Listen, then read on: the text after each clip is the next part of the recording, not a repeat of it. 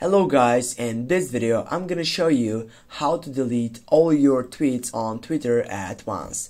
Yeah guys, there is an option for that by taking a third-party application, but Twitter doesn't allow you to bulk delete tweets if you don't want any of your old one anymore. There's no functionality within the app itself.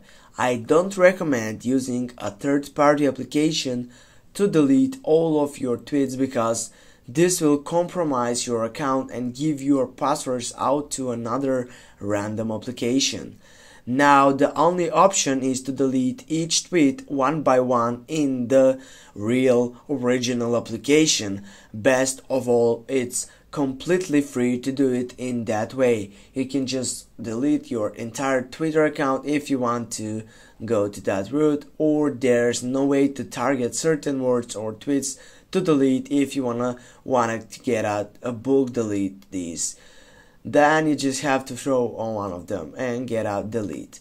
Now the process, you need to know that is working the same on iPhone and Android.